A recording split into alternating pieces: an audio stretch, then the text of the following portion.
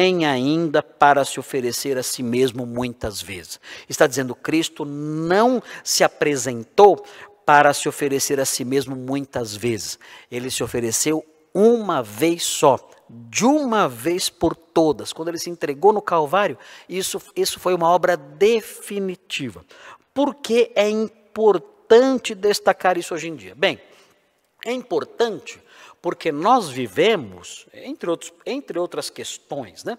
Nós vivemos num país romanizado, num país que foi catequizado pelas doutrinas papistas. Então, qualquer lugar por onde você vai encontrar uma catedral romanista, uma catedral papista. E o que vai acontecer nessa catedral romanista papista? Todos os domingos, em várias horas, às 7 da manhã, às 8 da manhã, às 9 da manhã, às 10 da manhã, sempre terá ali um culto em que, no entendimento dos romanistas e dos papistas, o sacrifício de Cristo se repete. Por quê? Porque o romanismo acredita na doutrina da transubstanciação. Eles acreditam que a hóstia, aquela bolacha, né, feita de farinha, eles acreditam que aquele alimento, quando o sacerdote pronuncia as palavras de consagração, aqueles elementos, aquele alimento se transforma, por isso que se chama transubstanciação. A substância da hóstia é modificada e ela se transforma no corpo verdadeiro de Jesus, com suas unhas, cabelos, sangue, músculos, ossos, tudo. Se transforma mesmo em sangue, em corpo de Cristo. E Cristo, então, ele é sacrificado novamente. Ali no altar, naquela igreja. Então, na doutrina romanista, Cristo morre todos os domingos, milhares de vezes ao redor do mundo. Milhares de vezes. Todos os domingos. O sacrifício dele é repetido dentro das catedrais, dentro das igrejas, dentro das paróquias, por meio da cerimônia da missa. A hóstia é o corpo eucarístico de Cristo, de acordo com a visão papista, romanista. A hóstia é o corpo eucarístico, e as pessoas se alimentam então do corpo eucarístico de Cristo, que é sacrificado sobre o altar pelo sacerdote católico, todos os domingos, várias vezes ali, dependendo de quantas missas tem naquele dia.